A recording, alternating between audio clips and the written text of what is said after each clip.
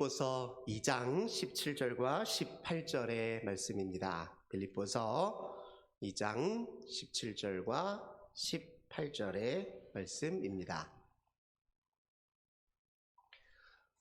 2장 17절, 18절 우리 한 목소리로 함께 봉독하겠습니다. 만일 너희 믿음의 재물과 섬김 위에 내가 나를 전제로 드릴지라도 나는 기뻐하고 너희 무리와 함께 기뻐하리니 이와 같이 너희도 기뻐하고 나와 함께 기뻐하라.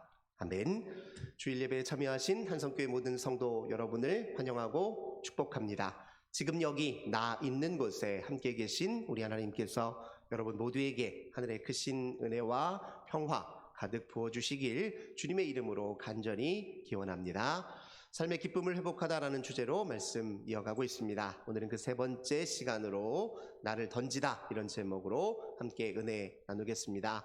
바울은 고난 중에도 빌립보 교회 성도들을 향해 고난 중에도 기뻐하라 이렇게 권면했지요. 그 말인즉슨 우리 살다 보면 믿음 가지고 선한 마음으로 나름 정말 애쓰고 수고하며 열심히 살아보려 했지만 그래도 만나는 고난이 있어요.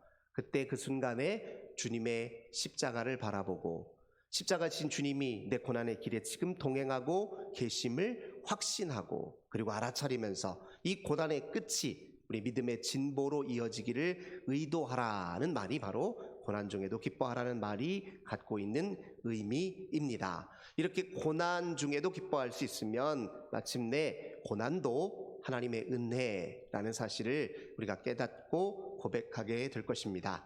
오늘 빌립보서 2장에서는요, 이제 바울이 고난 중에도 우리가 반드시 견지해야 될 태도가 있음을 언급하고 있습니다. 고난 중에도 잃어버리지 말고 견지해야 될 삶의 태도, 그것은 바로 겸손입니다. 바울이 빌립보서 2장에서 겸손을 강조하는 이유는 크게 두 가지 때문이었습니다. 첫 번째는 여러분들 힘들긴 하지만 그래도 한 마음 한 뜻으로 서로 협력하는 일, 이거 진짜 중요합니다. 그러려면 겸손이 필요합니다. 이제 그런 뜻이고요. 두 번째로 이 겸손이라고 하는 것은 우리가 믿고 의지하는 대상이신 예수 그리스도의 마음의 요체, 본체이기 때문에 그렇습니다. 그래서 겸손을 강조해요. 근데 가만히 보니까 바울은 서신서 곳곳에서 하나됨을 참 강조합니다. 한마음 한뜻을 강조해요. 왜 그러냐? 분열보다 하나가 나으니까 당위적 차원에서 그렇게 강조하는 것이 아닙니다. 신앙에 근거하기 때문에 하나를 강조해요. 에베소서 4장 4절에서 6절을 보면 우리가 믿는 믿음의 대상이신 주님도 하나이고 성령도 하나이고 하나님도 한 분이세요. 그러니까 우리가 하나인 건 당연하고요. 또 우리는 그리스도의 지체잖아요. 교회는 그리스도의 몸입니다. 몸은 또 하나예요. 그러니 바울의 입장에서 보자면요, 교회의 분열은 그리스도에게 해를 가하는 일과 같습니다. 바울의 입장에서 보면 교회의 분열은 그리스도에게서 우리를 떼어놓는 일과도 같습니다. 그래서 하나됨을 강조하는 것입니다. 그런데 하나되라는 말을 또 오해하면 안 되는 것은 우리 각기 가지고 있는 개성이나 고유성을 말살하라는 뜻은 아니에요. 하나되라고 했더니 다 똑같아져라 그런 말처럼 이해할 수 있는데 아닙니다. 하나 된다는 것은 어디에서 하나 되냐? 그리스도를 찬미의 대상으로 삼아 예배하는 일이 하나가 되고 우리 자신의 본질이 무엇인지를 찾고 소명이 무엇인지를 발견하고 사명에 헌신하는 일이 하나가 되라는 뜻입니다. 궁극적으로는 예수 그리스도 안에서 성령을 통해 이루어지는 하나님 나라를 사는데 하나가 되라 이런 말입니다. 바울은 하나가 되는 것을 방해하고 교회 분열을 촉진하는 행태를 두 가지로 꼽습니다. 첫 번째가 뭐냐면 다툼, 두 번째는 허영입니다. 허영심입니다. 다툼은 무엇이냐면 근원적으로 이것은 우열 다툼을 의미하는 것입니다. 누가 더 나은 사람이냐, 누가 더 나은 대접을 받아야 하느냐와 관련된 다툼, 이거 우열 다툼이라고 합니다. 허영은 무엇이냐? 자의식 과잉 상태를 의미합니다. 있는 그대로의 내가 아니라 남들이 그럴듯하게 보아줄 만한 과장된 나의 집착한 마음 상태를 우리는 일종의 허영심이라고 얘기할 수 있습니다. 그런데 다툼이든 허영이든 이것은 하나님 나라에 어울리는 삶의 모습이 아니라 자아 왕국을 만드는 데에나 필요한 그런 삶의 태도이지요. 우리가 하나님 나라의 전초 기지인 교회에서 다툼과 허영으로 일관한다? 그것은 교회 안에서 자기 왕국을 세우는 일과도 똑같다. 그렇게 우리가 받아들여도 좋을 것입니다. 우리가 지향해야 되는 것은 하나님 나라인데, 그런데 그 나라 속에서 자기 왕국을 건설한다? 이것이 모순이라는 것입니다. 그래서 이렇게 다툼과 허영심을 잘 살펴보면요, 이것이 우리에게 겉으로는 유익이 되는 것처럼 보이지만, 왜냐하면 자기를 드러내기 위해 사는 행동이니까요. 근데 이게 결국 자기에게 손해이고요. 그리고 다툼과 허영이라고 하는 것을 잘 그 본질과 그 메커니즘을 잘 살펴보면요, 사실은 이게 자존감의 빈곤에서, 자아의 결핍에서 오는 행태라는 것을 우리는 금세 알아차릴 수 있습니다. 다툼과 허영은 자존심을 내세우는 일과 똑같아요. 근데 자존심을 내세운다는 것은 자존감이 결여되어 있다는 것을 뜻하기도 합니다. 진짜 자존감이 높은 사람은요, 자기를 드러내는 게 아니라 자기를 내려놓을 줄도 압니다. 자존감은 어디에서 옵니까? 자기 이미지를 강화시키는 데서 오는 것이 아니라 뭔가 의미 있는 일에, 또 하나님 주신 소명을 찾고 진짜 자기를 알고 어떤 사명에 헌신하는 과정에서 자존감이 생기는 거예요. 그러니 다툼과 허영은 우리에게 오히려 손해를 끼칠 수 있다는 사실을 이해할 필요가 있습니다. 우리에게 진짜 건강한 삶을 가져다 주는 것은 아까 말씀드린 대로 다툼이 아니라 오히려 사명에 헌신하는 과정을 통해서 건강한 삶이 이루어집니다. 진짜 건강한 사람은 그래서 다투는 일에 힘쓰기보다 헌신하는 일에 힘씁니다. 이 헌신이라고 하는 것은 무엇을 뜻하냐? 자기 자신을 잊어버릴 만큼 뭔가 중요한 일에 몰입하는 것을 의미합니다. 비유로 말하자면 나를 어떤 일에 던져 넣는 것과 같아요. 다 쏟아붓는 일과도 같습니다. 그래서 그걸 헌신이라고 이야기하는데, 헌신은 나를 던져 넣는 일이고 나를 쏟아 붓는 일이다. 이렇게 우리가 의미해도 좋을 것입니다. 이 바울은 이 헌신과 그리고 자기를 쏟아 붓는 일의 중요성에 대해서 강조한 바가 있습니다. 이 헌신은 오늘 이야기하는 이 겸손한 태도와도 사실 깊은 연관을 지니고 있습니다. 두 삶의 태도는 여러 면에서 맞닿아 있고 비슷한 면이 있습니다. 예를 들면 우리가 이제 빌립보서 2장 3절과 4절을 보면요, 바울은 겸손에 대해서 말할 때 이것을 추상적인 언어로 정의 내리기보다는 구체적인 행위와 실천 사항으로 제시를 합니다. 3절에 보면 뭐라고 얘기하냐면 겸손한 마음으로 각기 자기보다 남을 낮게 여기라 이렇게 얘기해요. 4절에서는 뭐라고 하냐면 자기를 돌볼 뿐만 아니라 서로 남을 돌보라라고 그렇게 말합니다. 그래서 겸손과 관련해서 중요한 실천사항 두 가지를 제시하는데, 하나가 뭐라고요? 나보다 남을 낮게 여기는 것이고, 또 하나는 다른 사람을 돌보는 일에 힘쓰는 것입니다. 근데 이 일을 잘 보세요. 나보다 남을 낮게 여긴다? 근데 그 앞에 나를 자랑하지 않는 것이죠. 자기를 내려놓는 일과 관련되어 있습니다. 남을 돌본다는 것은 무엇을 뜻합니까? 자기를 잊고 타인에게 에너지와 시간과 재능을 쏟아붓는 걸 의미해요. 그런 의미에서 보면 겸손과 헌신은 닮아 있습니다. 우리 예수님이 우리에게 보여주신 겸손은 자기를 쏟아붓는 헌신으로 드러났어요. 그래서 바울은 2장 5절부터 예수 그리스도의 마음을 품으라 이야기하면서 그분의 겸손의 본질에 대해서 이야기합니다. 그분은 본래 하나님과 동등하신 분이에요. 그런데 자기 자신을 비우고 낮추어서 우리와 같은 사람의 몸, 종의 모습을 취해서 우리 곁에 오셨습니다. 우리 곁에 오셨을 뿐만 아니라 하나님의 명을 따라 죽기까지 순종하셨습니다. 왜요? 하나님의 명을 따라 우리에게 영원한 생명을 주시고 우리를 구원하시고 존귀히 여기시고 우리를 사랑하시려고 그렇게 하신 것이거든요. 그러니 하나님의 명을 따라 영원한 생명을 우리에게 주기 위해서 자기를 다 쏟아붓는 헌신의 모습이 그분의 겸손의 요체이고 본질입니다.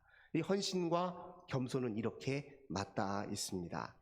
헌신의 삶에 관해서 바울은 이것이 참 기쁜 일이다라고 얘기를 해요. 빌립보서 2장 3절 4절을 다시 보면요, 바울은 여러분들이 서로 다른 사람들을 이렇게 우러러보고 존중해주고 서로를 돌보는 일에 힘쓰는 것이 내게 얼마나 큰 기쁨인지 모릅니다. 이렇게 얘기해요. 이건 곧 헌신, 소명에 헌신하는 그 기쁨을 언급한 것이다 우리가 이렇게 이야기할 수 있습니다. 오늘 이 시대에 우리가 잃어버린 기쁨 중에 하나는 소명에 헌신하는 기쁨입니다. 소명에 헌신하는 기쁨과 관련해서 우리가 주목해야 될 이야기가 있습니다. 빅터 프랭클이라고 하는 분이 한 이야기인데요. 이분은 우리가 진짜로 원하는 것은 행복이 아니라 행복의 이유다라고 말한 적이 있습니다. 행복의 이유라는 것은 이제 삶의 의미를 뜻해요. 진짜 행복하려면 행복 그 자체를 추구하지 말고 행복의 이유, 곧 삶의 의미를 추구하라고 말한 적이 있습니다. 그분이 삶의 의미로 꼽는 것은 크게 세 가지예요. 첫 번째는 무엇이냐면 뭔가 우리에게 주어진 삶의 목적, 소명이라고도 할 수 있습니다. 그것에 헌신하는 삶, 이 속에서 우리는 삶의 의미를 찾는다고 얘기합니다. 두 번째로는 사랑의 깊은 관계 속에서 우리는 삶의 의미를 찾는다고 말합니다. 세 번째로는 우리가 당하는 고난을 구속적 관점으로 바라볼 때 거기에서 삶의 의미를 찾을 수 있다고 이야기합니다. 고난을 삶의 구속적 관점으로 바라보란 말은 바울이 한 말과 똑같은 말이에요. 바울이 고난 중에 주의 십자가를 바라보며 믿음의 진보를 의도하라고 했잖아요. 고난은 허망한 일이 아니라 괴로운 일에 그치는 것이 아니라 그저 빨리 지나가 버렸으면 하는 그런 일이 아니라 그 일 끝에 영광이 있고 그 끝에 새로운 변화와 성장이 있다라는 사실을 믿는 게 고난을 구속적 관점으로 바라보는 거예요. 이 사실 다 바울이 한 이야기입니다. 바울이 빌립보서에서 기쁨의 원천으로 제시하는 것과 빅터 프랭클이 삶의 의미로 제시한 세 가지는 서로 맞닿아 있어요. 이 세 가지 중에서도 그래도 가장 중심에 있는 것은 소명입니다. 인간은 소명에 헌신함으로써 자기 의미를 찾고 또 자기 삶의 진정한 만족을 누릴 수 있습니다. 제프 고인스라고 하는 분요, 일의 기술이라고 하는 책에서 이 시대 현대인들이 잃어버린 삶이 무엇인지를 어떻게 진단하느냐. 이 시대 많은 사람들은요, 열심히 일을 하는 것 같지만 사실 그 일에 집중하거나 몰입하거나 또는 그 일에 헌신하지 않는다는 사실을 발견했어요. 그리고 그 근본 원인이 어디에 있냐? 소명을 찾지 못해서다라고 말합니다. 실제로 미국 사람들을 대상으로 조사한 것이긴 하지만 미국 직장인들을 대상으로 조사해 봤을 때 당신이 하는 일에 얼마나 헌신하고 또 몰입하고 계십니까? 이렇게 물었어요. 그런데 13% 안의 사람만이 지금 저는 제 일에 몰두하고 있습니다. 헌신하고 있습니다. 이렇게 대답했다는 거예요. 나머지 87%는 자기 일에 온전히 다 쏟아붓지 못하는 상황이에요. 왜 그럴까요? 소명이 없어서 그렇습니다. 자기 하는 일의 의미를 제대로 찾지 못해서 그렇습니다. 생각해 보십시오. 내가 그저 돈벌이 때문에 목구멍이 포도청이라서 어쩔 수 없이 이 일을 하는 것이다. 될 수 있으면 빨리 이 일을 끝내버리고 싶고 가능하면 안 하고 싶고 돈만 좀 풍요하고 많이 있으면 일 당장 그만두고 싶다. 그런 마음으로 일을 한다고 생각해 보세요. 어떻게 그 일에 몰입할 수 있고 또 그 일에 몰두할 수 있습니까? 어떻게 그 일에 헌신할 수 있냐고요. 소명이 없으니 헌신이 없고 헌신이 없으니 진정한 만족이 없는 것입니다. 제프 고인스는 그 헌신과 관련해서요, 소명에 대한 헌신이 우리에게 주는 만족이 있고 또 유익이 있다라고 얘기를 하는데요. 어떤 유익이 있느냐? 우선 소명에 대한 헌신을 통해서 우리는요, 즉각적인 만족이나 보상을 피하고 장기적으로 마지막의 때에 참된 것을 누리려고 하는 그런 삶의 경향성을 잘 자기 삶에 자리 잡게 만든다는 거예요. 소명에 헌신하는 걸 통해서 사람은 또 인내를 배우게 되고, 소명의 헌신을 통해서 변화라고 하는 것은 과정이 필요하고 때로 그리고 노력이 필요하고 시간이 필요하다는 것을 또 깨닫게 한다는 거예요. 마지막으로 소명에 헌신하는 그 헌신은 결국 우리를 성장시켜준다는 거예요. 그리고 성장의 기쁨을 맛보게 한다고 이렇게 이야기한 적이 있습니다. 이 헌신과 관련해서요, 우리가 잘 알고 있는 시인이죠. 안도연 시인의 너에게 묻는다라는 시가 있습니다. 이 헌신과 관련된 너무 좋은 표현이 담겨 있어서 그 첫 부분만 좀 들려드리면 이렇습니다. 다 아실 텐데, 연탄재 함부로 발로 차지 말라. 너는 누구에게 한 번이라도 뜨거운 사람이었는가? 반쯤 깨진 연탄, 언젠가는 나도 활활 타오르고 싶을 것이다. 나를 끝 닿는 데까지 한번 밀어붙여 보고 싶은 것이다. 제가 이제 서두 부분만 읽어드린 겁니다. 이 너에게 묻는다라는 시가 얘기를 하는 거예요. 여러분 삶에 여러분 자신을 불쏘시개처럼 던져서 한번 삶을 활활 불태워 그것으로 누군가를 뜨겁게 하고 살아나게 하고 소생시키고 또 희망을 낳는 일에 여러분 자신을 던져 넣어본 적이 있습니까? 안도현 시인은 우리에게 묻습니다. 우리가 이 소명에 헌신한다는 것은 그 시인의 노래 속에 담긴 노래처럼 우리 자신을 불쏘시개로 내어서 태우는 일과 같아요. 바울이 오늘 우리가 읽었던 본문에서 한 말이 이것입니다. 너희의 믿음의 재물과 섬김을 위하여 나를 전제로 드릴지라도 나는 기뻐할 것이다. 여러분도 이 기쁨에 참여하십시오. 본문에서 이렇게 이야기합니다. 바울은 그가 회심한 이후에 하나님 나라 전도 사역에 자기 자신을 다 던져 넣었어요. 결혼도 포기했습니다. 좋은 가문이고 배경이었고 앞으로 사실은 유대교 율법주의자로서 좋은 스승에서 잘 배운 상태였기 때문에 그냥 사실은 탄탄대로를 얼마든지 걸을 수 있었겠지만 그 거 다 던져버렸어요. 그리고 자기 자신을 하나님 나라 복음에 던져 넣었습니다. 교회를 세우고 성도들을 양육하고 돌보고 그들에게 믿음의 진보를 이루도록 돕고 그들을 더 온전한 삶으로 이끄는 일에 자기 자신을 다 던져 넣었어요. 그래서 전제라는 표현을 쓰는 겁니다. 불태우도록 자기를 던져 넣은 거예요. 자기를 다 쏟아 부었다는 겁니다. 시간과 에너지와 재능과 열정을 다 쏟아 넣었다는 거예요. 우리에게 그런 삶이 있는지를 한번 물어야 될 것입니다. 제프 고인스는요, 역설적으로 또 이런 이야기를 합니다. 소명이 없으면 헌신이 없지만 반대로 소명을 찾으려면 어떻게 해야 되느냐? 지금 하는 일에 헌신할 줄 알아야 된다. 이렇게 얘기합니다. 우리는요, 사실 우리에게 있는 소명이라는 게 우리 삶의 맥락에서 이탈된 어디 다른 곳에 있다라고 생각하기 쉬워요. 이 일을 다 던져버리고 어디 내 소명은 다른 곳에 있을 것이야 이렇게 생각하기 쉬운데요. 아니라는 거예요. 소명도 자기 삶의 맥락 속에 있습니다. 이미 우리 삶 속에 있어요. 그걸 찾지를 하지 못할 뿐이라는 거예요. 그러면 찾으려면 어떻게 해야 되냐? 반대로 정반대로 우리 삶에 주어진 모든 상황과 그 일에 충실하고 헌신할 수도 있어야 된다는 겁니다. 이걸 극명하게 보여줬던 인물이 사실 요셉이에요. 요즘 수요예배 때 창세기 강해를 하면서 지금 다루고 있는 게 요셉 이야기거든요. 요셉 이야기가 바로 자기 삶에 주어진 자기 삶에 헌신했을 때 진짜 소명을 발게 되고 진짜 그가 해야 될 일을 찾게 된다는 사실을 요셉의 이야기가 잘 보여줍니다.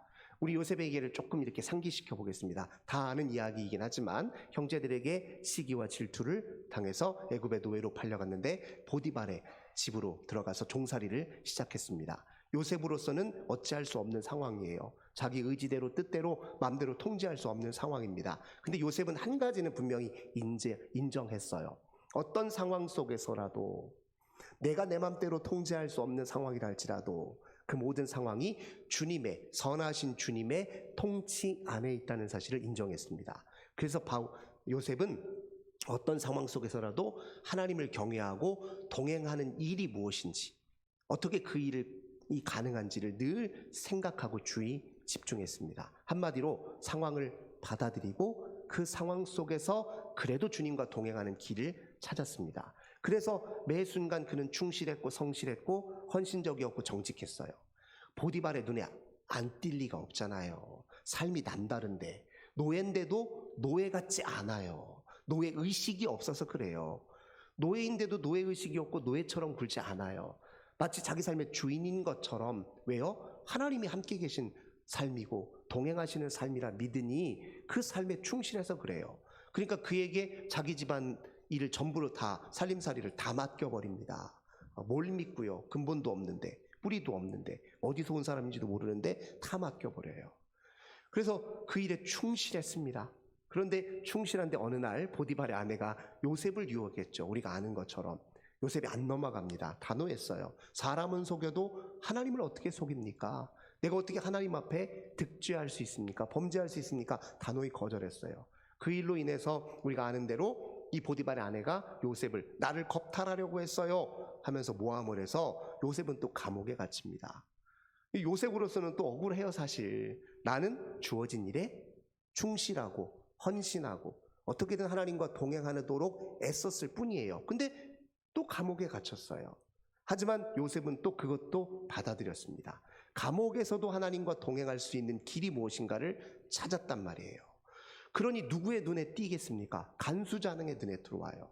간수장이 이번에는 감옥의 재반 행정 업무를 그에게 다 맡겼습니다. 요셉은 또 그 일에도 열심이었어. 그러다가 누구를 만납니까? 그 감옥이 왕의 죄수들을 가두는 감옥, 즉 오늘날로 말하자면 공무원, 고위 공무원들이나 가두는 감옥이었어요. 그래서 어느 날 애고방의 마음을, 심기를 불편하게 해서 술 맡은 관원장과 떡 굽는 관원장이 감옥에 들어왔다가 요셉을 만나잖아요. 요셉이 그들을 시중드는데 그들이 꿈을 꿨어요. 해석이 안 돼요. 자기 운명에 관한, 앞으로 일어날 일에 대한 암시에 관한 꿈이었는데 해석이 안 되는 상황을 알고 요셉이 그 꿈을 하나님의 지혜로 해석해 주지 않습니까? 둘 중에 한 사람은 복권돼요. 술 맡은 관원장이었습니다. 그리고 2년이 흘렀어요. 애고방이 꿈을 꿨어요. 이번에는 그 꿈이 도통 해몽이 안 되니 온 점성술사와 현인들을 다 불러서 묻지만 시원찮아요, 대답이. 그때의 술 맡은 관원장이 요셉이 생각났습니다. 그래서 요셉이 바로왕 앞에 서게 됐어요. 꿈의 내용인즉슨 7년 큰 풍년이 있은 후에 7년 흉년이 뒤따를 것이다 에 관한 메시지였어요. 요셉은 꿈만 해몽해 준 게 아니라 대처 방안까지도 알려줍니다. 7년 동안 풍년이 일어나니까 그때 각 성읍에 창고를 크게 지어서 소출의 5분의 1을 전부 걷어다가 잘 대비하십시오. 나중에 흉년을 대비하십시오. 이렇게 알려준단 말이에요. 무슨 일이 일어납니까? 왕이 다 들어보니 요셉을 총리로 앉히는 게 자기에게 유리할 것 같아요. 그래서 총리로 앉힌 겁니다. 노예가, 타국의 노예로 팔려오니가 총리가 되었어요. 이것도 놀라운 일이지만요, 더 놀라운 일은 따로 있습니다.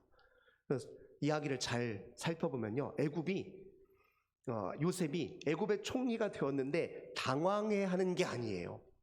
되게 의연하고 담대하게 자기 주어진 총리직을 잘 감당합니다.